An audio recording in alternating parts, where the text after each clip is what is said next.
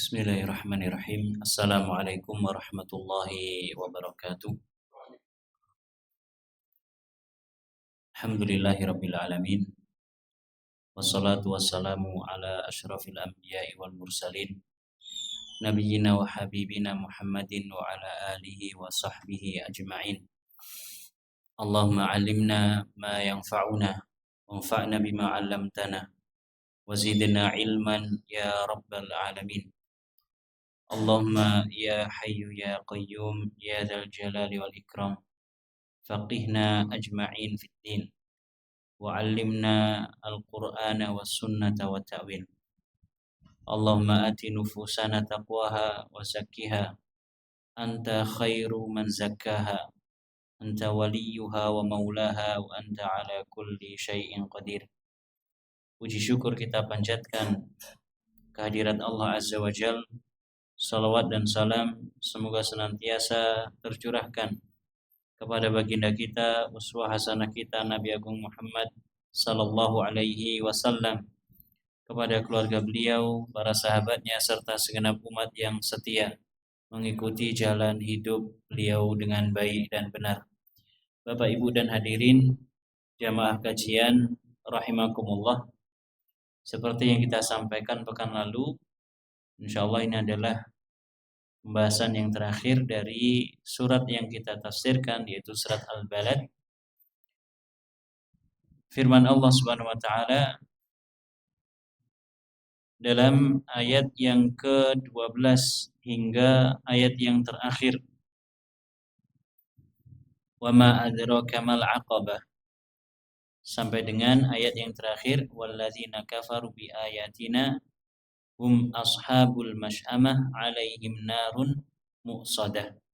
Pertemuan yang lalu telah kita bacakan tafsirnya, dan malam ini kita mencoba untuk membaca dan menyelesaikan apa yang menjadi materi kita dari kitab yang kita jadikan panduan, yaitu tafsir As-Sa'di karya Al-Imam Abdurrahman Ibn Nasir As-Sa'di rahimahullah. Beliau mengatakan tentang ayat ke-12 hingga 16, "Tsumma fassara hadhil 'aqabah biqaulihi fakku raqabah." Allah Subhanahu wa taala menafsirkan makna dari aqabah. Jadi di ayat yang ke-15 Allah bertanya, di ayat yang ke-11 Allah bertanya, "Fala qatahamal 'aqabah wa ma adraka mal 'aqabah." Apakah aqabah itu? Maka Allah Subhanahu wa taala memberikan penafsirannya. Dan ini adalah tafsirul Quran bil Quran, menafsirkan Al-Quran dengan Al-Quran. Penafsiran Al-Quran dengan Al-Quran sendiri ada beberapa macam.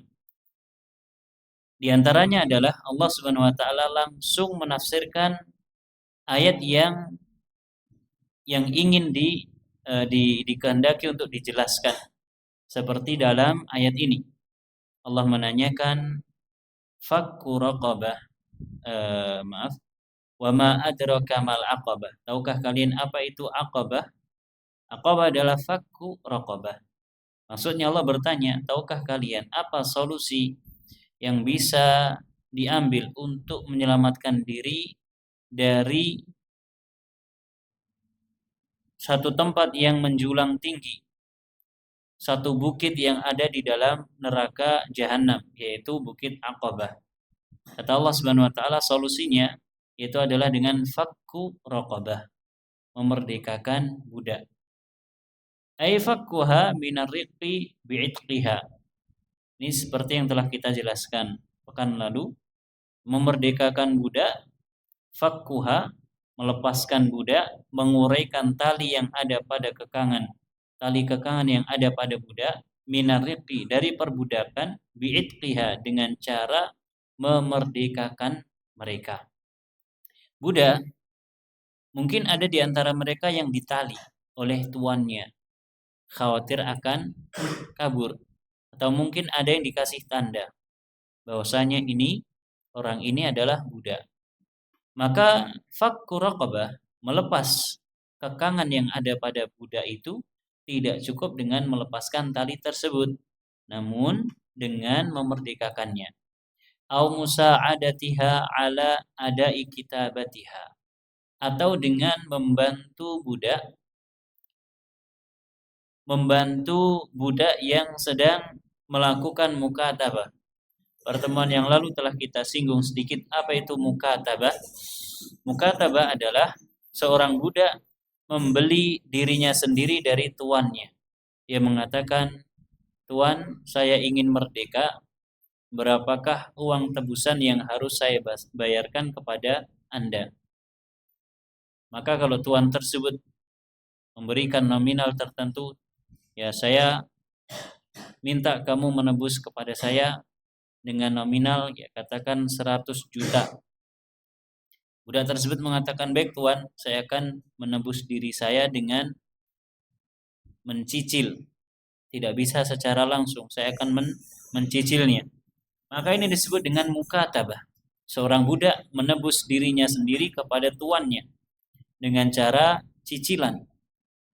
Nah, di antara solusi supaya seorang bisa terbebaskan dari Aqabah, satu bukit yang terjal yang ada di dalam neraka jahanam, yaitu adalah dengan memerdekakan budak, meskipun dengan cara membantu mereka membayarkan cicilan bulanannya kepada tuannya.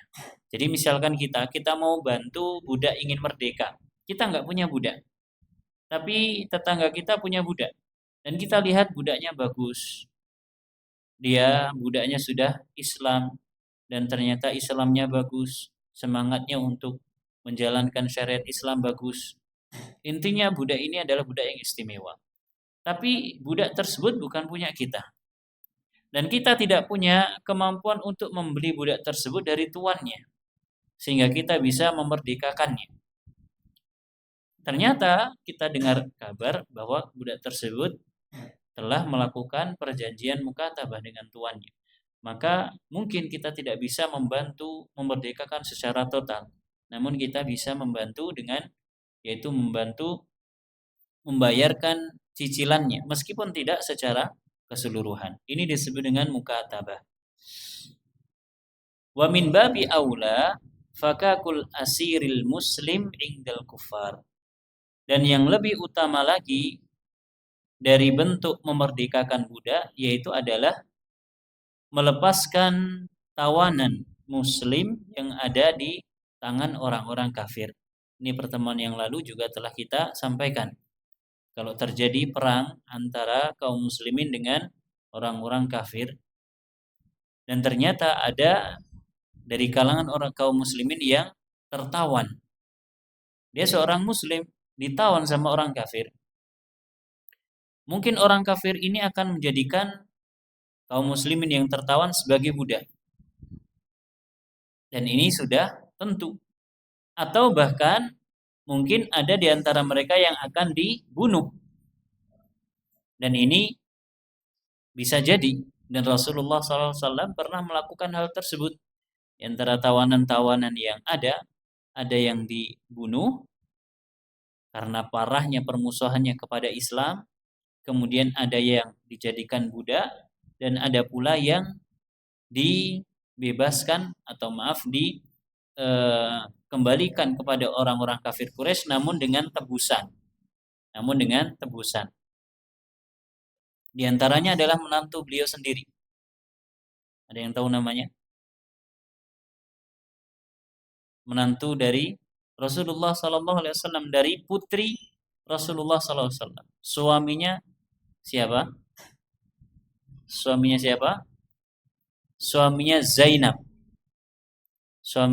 Zainab binti Rasulullah SAW, yang memiliki kunyah atau sebutan Abu Umamah. Umamah ini adalah cucu Rasulullah dari Zainab, dan Umamah ini adalah cucu Rasulullah yang pernah naik di punggung Rasulullah tatkala Rasulullah jadi imam, sehingga Rasulullah tidak bangkit dari sujudnya, sehingga ada sahabat yang mengangkat kepalanya kemudian nengok kok Rasulullah tidak bangkit-bangkit. Namanya adalah Umamah. Nah, ketika perang Badar Abu Umamah ini tertawan oleh kaum muslimin di Madinah. Kemudian dia tidak termasuk orang-orang yang dibunuh karena parahnya permusuhannya kepada Islam. Dan dia belum sampai dijadikan budak.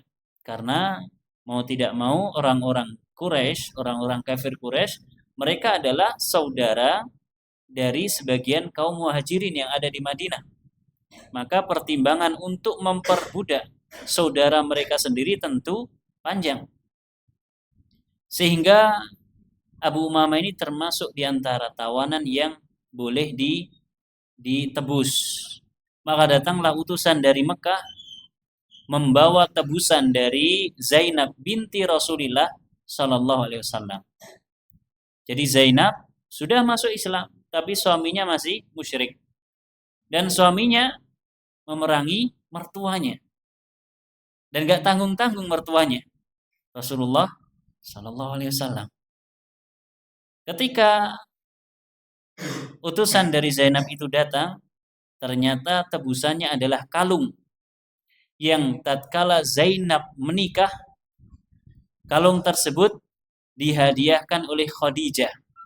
Khadijah itu ibunya Zainab, istri Rasulullah Sallallahu Alaihi Wasallam. Kalung tersebut dulunya adalah kalungnya Khadijah, sering dipakai oleh Khadijah. Tatkala putri pertamanya menikah, maka dihadiahkan untuk putri pertamanya. Melihat tebusan perang, melihat tebusan tawanan berupa kalung yang dulu sering dipakai istrinya, kemudian dihadiahkan untuk pernikahan putri pertamanya, maka Rasulullah tidak sanggup menahan. Maka Rasulullah akhirnya membebaskan Abu Umamah dengan syarat Zainab dikirim ke Madinah. Dengan syarat Zainab dikirim ke Madinah supaya hijrah, supaya lepas dari Abu Umamah. Pada akhirnya Abu Umamah pun masuk Islam tapi akhir-akhir dan kembali menjadi suaminya Zainab binti Rasulullah Sallallahu Alaihi Wasallam. Nah, ini orang kafir yang ditawan oleh kaum muslimin. Sebaliknya, mungkin kaum muslimin ditawan oleh orang-orang kafir. Maka kalau ada yang dalam kondisi semacam itu, ini sangat aula, ya sangat didahulukan, sangat memiliki keutamaan kalau kita membebaskan tawanan perang dari kalangan kaum muslimin yang ditawan oleh orang-orang kafir. Au it'amun fi yaumin dzi masghabah. Level yang kedua yang kemarin kita sebutkan yaitu adalah memberikan makan di hari di mana maja'atin syadidah, kelaparan sangat melanda.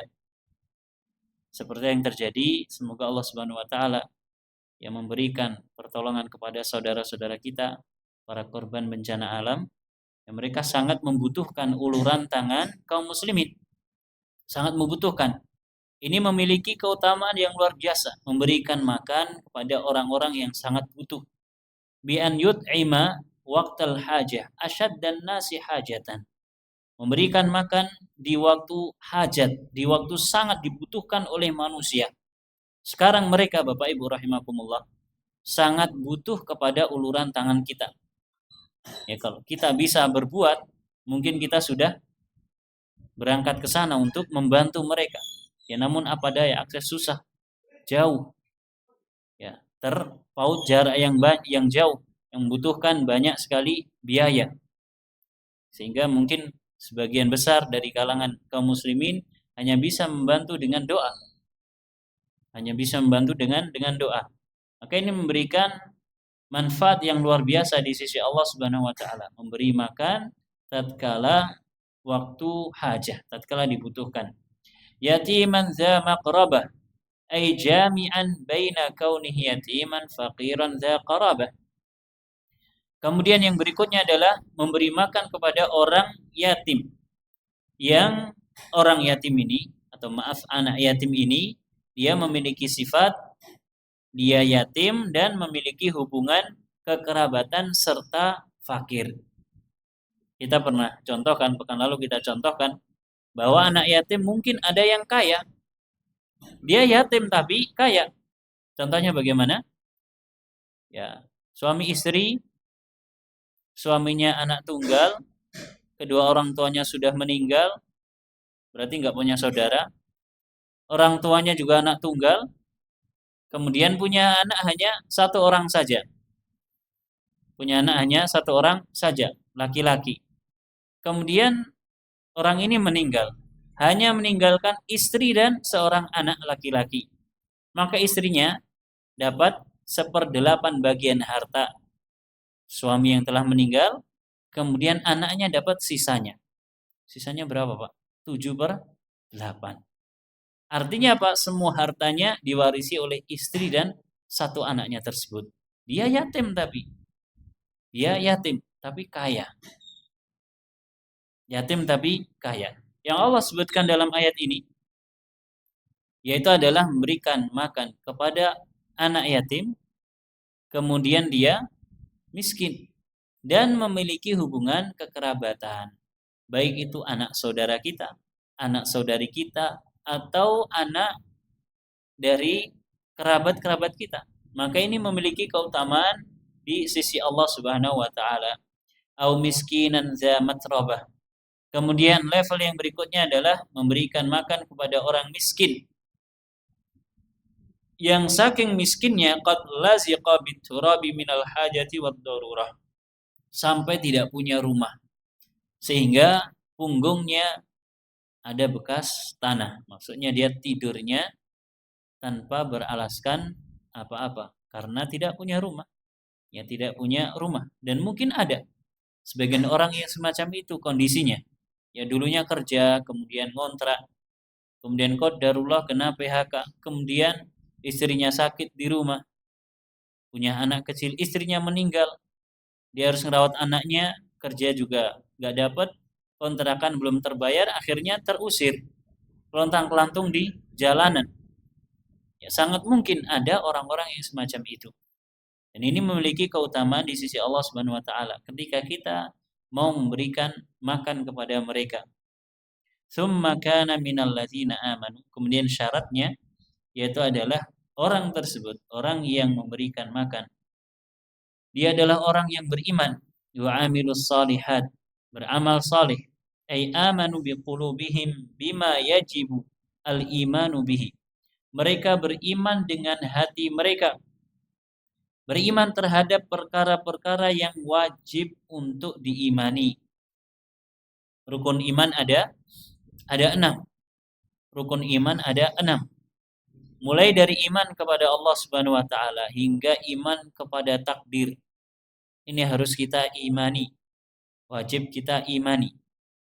Dan sebelum kita beriman kepada 6 rukun tersebut, kita harus belajar. Tidak mungkin kita bisa beriman yakin kecuali kalau kita mengetahui, kecuali kalau kita berilmu tentang apa yang kita yakini tersebut. Dan yang namanya iman, Bapak Ibu rahimakumullah, tidak harus sesuatu yang kita yakini, kita imani tersebut tidak harus ada pada wujud nyata. Namanya saja keimanan. Kalau ada pada wujud nyata, ini namanya bukan keimanan tapi musyahadah, menyaksikan.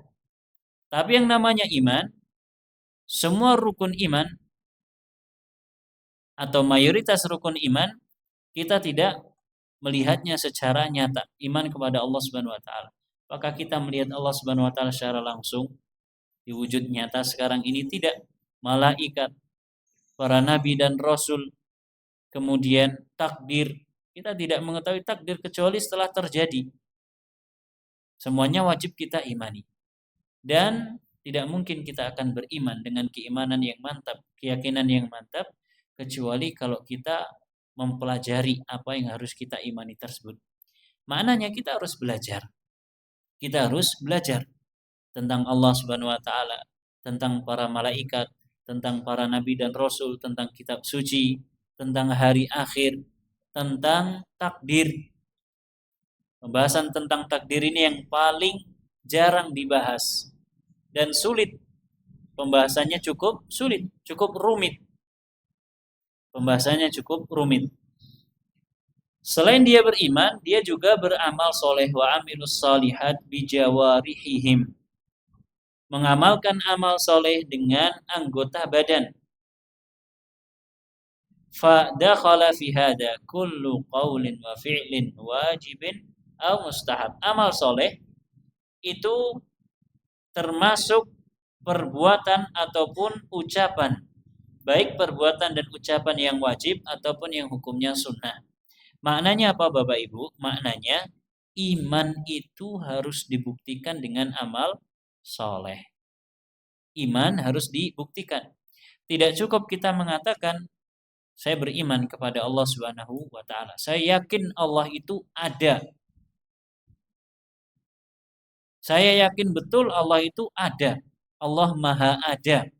Tidak hanya ada, bahkan dikasih Maha. Tapi kok jenengan mboten salat. Tapi kan sementing aku yakin Allah itu ada. Pripun Mbak Bu? Tidak cukup.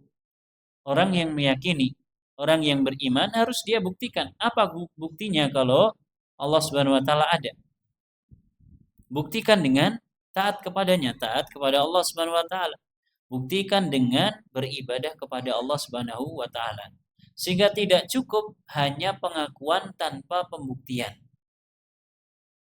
Tidak cukup pengakuan tanpa pembuktian. Dan umat terdahulu sebagian mereka dihukum atas hal tersebut. Fir'aun, dia meyakini Allah itu adalah Tuhan semesta alam.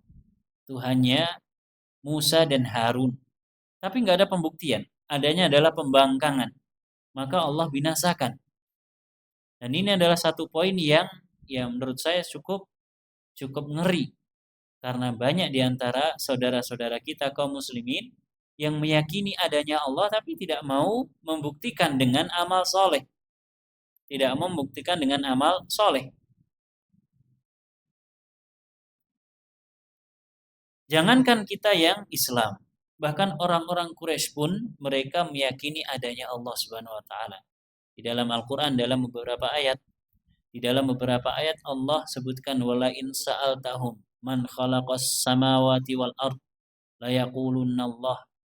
Kalau engkau bertanya kepada mereka, siapa yang menciptakan langit dan bumi?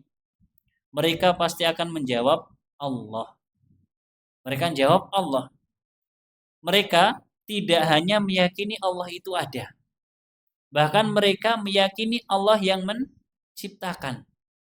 Yang jadi masalah mereka tidak pernah ada pembuktian. Ketika ibadah tidak diarahkan, ditujukan kepada Allah Subhanahu wa taala. Masalahnya adalah pada hal tersebut. Maka syarat ini orang yang memberikan makan kepada orang-orang yang membutuhkan, pelakunya harus beriman dan beramal soleh. Wa tawasau bis sabr.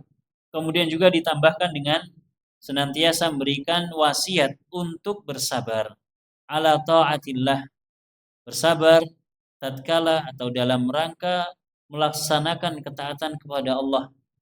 Wa an maksiyatihi. Bersabar dari durhaka kepada Allah. Bersabar supaya tidak bermaksiat kepada Allah. Wa ala aqdarihi. Dan bersabar terhadap takdir Allah Subhanahu wa taala al-mu'limah yang menyedihkan. Sabar itu ada 3 ini. Sabar ada 3 macam. Yang pertama sabar dalam mengerjakan ketaatan kepada Allah Subhanahu wa taala. Taat itu berat. Taat itu berat. Yang sering kita contohkan bangun subuh. Berat Pak bangun subuh. Berat. Harus bangun, kemudian wudu pas musim dingin, kemudian yang laki-laki ke masjid ternyata gerimis, nggak hujan. Kalau hujan mungkin boleh sholat di rumah, gerimis, adem-adem gerimis, berat. Melaksanakan ketaatan itu berat. Setiap ibadah pasti ada masyaqqahnya. Setiap ibadah pasti ada masyaqqahnya, ada bebannya. Mungkin sebagian orang dia menikmati ibadah tersebut, tapi yang namanya masyaqqah itu pasti ada. Sholat Oh, saya menikmati sholat enak, tapi jam kerjanya terpotong akhirnya. Naik haji nikmat, bertemu dengan kaum muslimin dari penjuru dunia nikmat.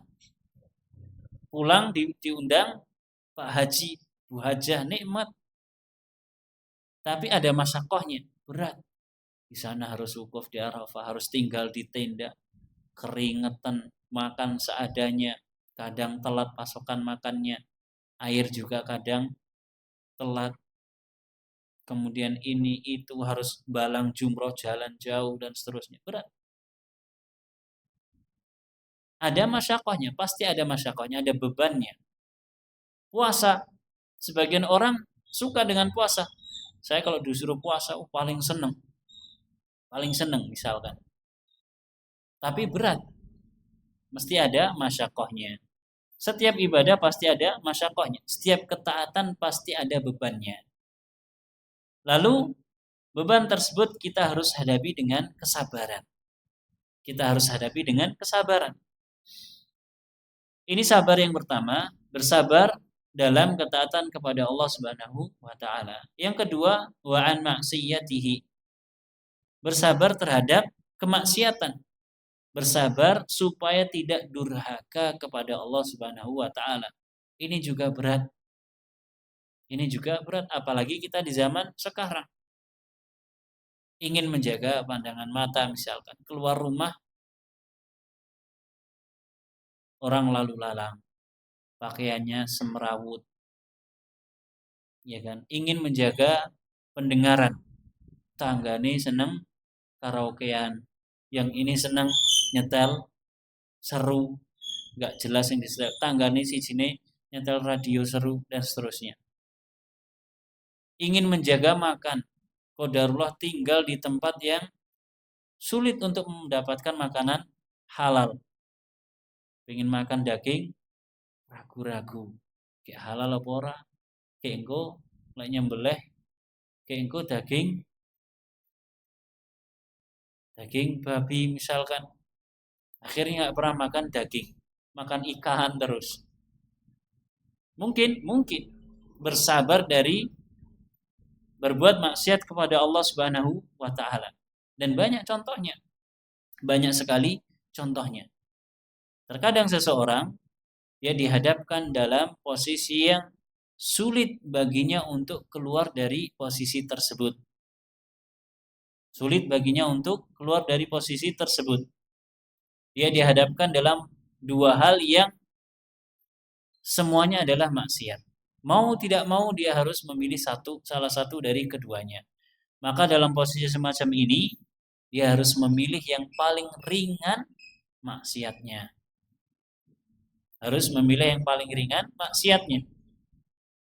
Dan yang ketiga, sabar yang ketiga adalah wa ala aqdarihi al-mu'limah. Sabar terhadap takdir-takdir Allah yang menyedihkan, yang menyakitkan. Allah Subhanahu wa taala takdirkan kita dan masing-masing kita memiliki takdir yang berbeda-beda. Ada yang menyenangkan dan ada yang menyakitkan. Yang menyenangkan, buat apa kita bersabar? Ya kita nikmati, kita syukuri. Namun takdir yang menyakitkan, maka kita bersabar. Kalaupun kita gerundel, kita ngomel-ngomel, gak akan ada manfaatnya. Karena itu semua di luar batas kemampuan kita. Allah takdirkan misalkan, orang terlahir dengan tinggi 160 cm. Terus dia mau ngomel-ngomel. Aku ki kudune 170. Gak bisa. Jatahnya segitu, sabar udah. Sabar. Orang terlahir dalam keadaan kulitnya gelap. Sudah mau apa lagi? Mau digosok pakai skincare merek apapun nggak akan berubah, tetap gelap. Oh itu bisa dengan operasi plastik, nggak boleh merubah ciptaan Allah Subhanahu wa taala. Maka solusinya adalah bersabar, dan ini adalah 3 kesabaran. Ya. Ini adalah 3 kesabaran. Bi an yahutsa ba'duhum ba'dan 'alal inqiyadi lidzalika wal ityani bihi kamilan munsyarihan bihi sadru mutmainnatan bihi an-nafsu. Caranya bagaimana? Caranya adalah memotivasi satu dengan yang lain, masing-masing memberikan motivasi supaya tunduk patuh terhadap hal tersebut. Tunduk kepada tiga hal ini dengan penuh kesabaran, kamilan dengan sempurna, munsyarihan bihi sadr, dengan hati yang lapang. Kita menjalankan ibadah, ada bebannya, ada. Tapi kita jalankan dengan kesabaran dan kelapangan dada. Kita tertimpa musibah. Kena musibah takdir. Maka kita terima dengan lapang dada, dengan kesabaran dan lapang dada. Kemudian kita berusaha untuk meninggalkan maksiat. Maka kita bersabar dengan lapang dada, orang grundel. Orang karung grundel. Wa tawasau bil marhamah lil khalqi. Kemudian juga selain dia beriman, beramal soleh, memberikan wasiat untuk sabar, juga memberikan wasiat untuk senantiasa berbuat rahmah, berbuat kasih sayang lil khalqi, kepada makhluk, wabil khusus kepada manusia, bin i'ta'i maha muhtajihim. Bentuknya bisa berupa memberikan apa yang dibutuhkan oleh orang-orang yang sedang sangat membutuhkan. Ini bentuk rahmah, kasih sayang. Wa ta'limi jahilihim, mengajarkan kepada orang yang belum tahu. Orang yang belum tahu dikasih tahu, diajari. Ini adalah bentuk kasih sayang. Kenapa diajari? Supaya tahu, supaya faham, supaya berilmu. Kalau dia berilmu, dia akan beramal, dia akan melaksanakan amalan sesuai dengan standarnya, sesuai dengan ilmu. Orang salah misalkan, seperti yang terjadi pada Nabi SAW, orang masuk masjid. Nabi SAW duduk. Sebenarnya orang ini ingin ketemu sama Nabi, ingin bersalaman, ngobrol sama Nabi. Tapi karena di masjid, dia sholat dulu. Ternyata sholatnya ditunaikan dengan cepat. Ketika selesai dari sholatnya, dia mendatangi Nabi, mengucapkan salam. Kemudian Nabi mengatakan, irji fasalli fa innaka lam tusalli. Kembali lagi, sholat lagi, karena kamu tuh belum sholat. Dia sholat lagi. Setelah itu dia samperin Nabi SAW lagi. Ternyata Nabi masih mengatakan hal yang sama. Sampai pada akhirnya laki-laki tersebut menyerah dan mengatakan bahwa itu yang bisa dia lakukan. Dia nggak bisa melakukan selain hal tersebut. Maka lalu Nabi SAW mengarahkan. Nabi SAW mengajari. Idza qumta ila sholati fa'asbighul wudu'a thumma istaqbilil qiblata fakabbir. Jika kamu mau sholat, sempurnakan wudumu. Kemudian menghadaplah ke kiblat, kemudian bertakbirlah. Sampai dengan akhir hadis. Yang intinya adalah Nabi ajarkan supaya tumakninah di dalam sholat. Maka memberikan pengajaran kepada orang yang belum tahu, ta'limu al-jahil, mengajarkan kepada orang yang belum tahu, ini adalah bentuk kasih sayang. Orang yang belum tahu, hak mereka adalah diajari, dikasih tahu, bukan disalahkan. Bukan disalahkan. Dikasih tahu, Mas, sholat jenengan belum tepat itu, belum benar. Yang benar seperti ini. Oh, saya belum tahu, saya taunya sholat seperti ini. Maka dikasih tahu. Ya, bukan disalahkan. Apalagi sampai ditahdzir. Kamu sholatnya kayak gini. Kamu si aliran ini. Jangan ke masjid ini lagi. Nah, ini salah. Orang yang belum tahu dikasih tahu. Orang yang belum tahu, hak mereka adalah dikasih tahu. Adapun orang yang sudah tahu tapi ngeyel, nah baru diperingatkan. Wal qiyamu bima yahtajuna ilaihi min jami'il wujuh. Melakukan hal-hal yang dibutuhkan oleh orang lain dengan segala arah. Maksudnya adalah apa saja yang bisa dilakukan. Wa musa'adatuhum 'alal masalihid diniyah wad dunyawiyah.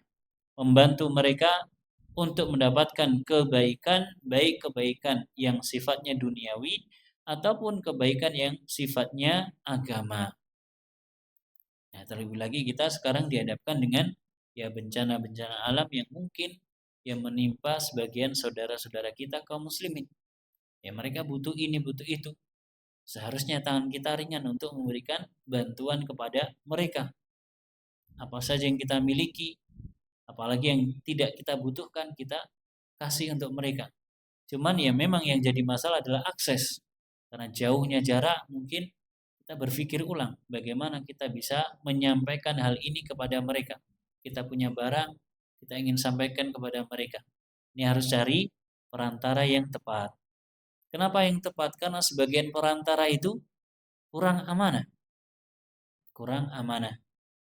Ya, na'udzubillahi min dzalik. Wa an yuhibba lahum ma yuhibbu li nafsihi. Kemudian juga bentuk rahmah, kasih sayang kepada orang lain, yaitu adalah mencintai untuk mereka hal-hal yang dicintai untuk dirinya sendiri. Suka untuk orang lain seperti halnya suka untuk dirinya sendiri. Kita mawas diri. Kita kalau diperlakukan seperti ini suka nggak? Suka. Berarti orang lain kita perlakukan seperti itu. Kita kalau orang lain senyum sama kita suka. Ya kita senyum ke orang lain. Sebagaimana kita suka disenyumin orang, maka senyumlah kepada orang lain. Demikian pula wa ayyakraha lahum ma yakrahu li nafsihi. Membenci untuk mereka perkara-perkara yang dibenci untuk dirinya sendiri.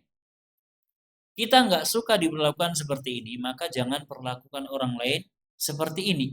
Kita tidak suka diperlakukan seperti itu, jangan perlakukan orang lain seperti itu. Ini adalah bentuk yaitu berwasiat kepada atau berwasiat untuk saling selalu menetapi rahmah kasih sayang. Ulaikal ladzina qamu bihadzil awsaf. Orang-orang yang memiliki sifat-sifat ini, alladzina waffaqahumullahu liqtihami hadhil aqabah. Itu orang-orang yang Allah berikan taufik untuk bisa melewati al-aqabah, jalan yang terjal, yang curam, yang ada di dalam neraka jahanam ini. Ulaika ashabul maimanah. Mereka adalah orang-orang golongan kanan. Li'annahum addau ma amarallahu bihi min huquqihi wa huquqi ibadihi. Karena golongan kanan ini mereka menunaikan hak Allah Subhanahu wa taala dan menunaikan hak hambanya. Ya, hablu minallah dan hablu minan nas. Hak Allah Subhanahu wa taala ditunaikan. Demikian pula hak para hamba harus ditunaikan. Wa taraku ma nuhu anhu, dan mereka meninggalkan apa yang dilarang. Wa hadza unwanus sa'adati wa alamatuha, dan ini adalah tanda kebahagiaan. Orang kalau bisa menjalin hubungan yang baik dengan Allah Subhanahu wa taala, kemudian menjalin hubungan yang baik dengan para hambanya, maka ini adalah bentuk kebahagiaan. Karena sebagian orang dia bisa bermuamalah dengan baik kepada Allah Subhanahu wa taala. Ibadahnya bagus, menjaga tauhidnya bagus dan seterusnya. Cuman belum bisa bermuamalah dengan baik kepada manusia, kepada sesama hamba. Ketika seseorang diberikan taufik oleh Allah Subhanahu wa taala, dia mampu untuk bermuamalah dengan baik kepada Allah dan mampu bermuamalah dengan baik kepada sesama manusia, maka ini adalah kebahagiaan tersendiri. Walladzina kafaru biayatina. Adapun orang-orang yang kufur terhadap ayat-ayat kami, bi an nabadhu hadhil umur wara'a zuhurihim, falam yusaddiqu billahi wala amanu bihi wala amilu salihan wala rahamu ibadallah. orang-orang yang kufur terhadap ayat-ayat Allah. Mereka membuang jauh perkara-perkara yang baik ini wara'a zuhurihim, ke belakang punggung mereka. Mereka meremehkan, mereka mencampakkan, sehingga mereka tidak membenarkan Allah Subhanahu wa taala. Mereka tidak beriman kepada Allah Subhanahu wa taala. Dan tidak pula beramal soleh, dan tidak pula merahmati para hambanya. Ulaika ashabul masy'amah, maka mereka ini adalah golongan kiri. Golongan kanan orang-orang yang mendapatkan rahmat dari Allah, golongan kiri sebaliknya. Alaihim narun muqsadah. Mughlaqah, mereka mendapatkan neraka yang tertutup. Dimasukkan ke dalam neraka kemudian ditutup. Fi amadin mumaddadah, pada tiang yang menjulang tinggi. Qad muddat min waraiha, yang dibentangkan di belakangnya. Li'allatan fatihu li'allatan fatiha abwabuha, supaya pintunya tidak terbuka hatta yakunu fi dayqin wa hammin wa syiddah, sehingga mereka merasakan kesempitan yang luar biasa, dihimpit di dalam neraka. Na'udzubillahi min dzalik.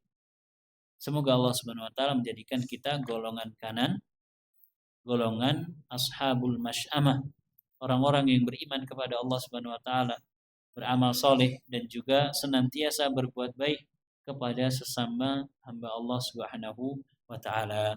Wallahu taala a'lamu bissawab. Bapak Ibu dan hadirin rahimakumullah.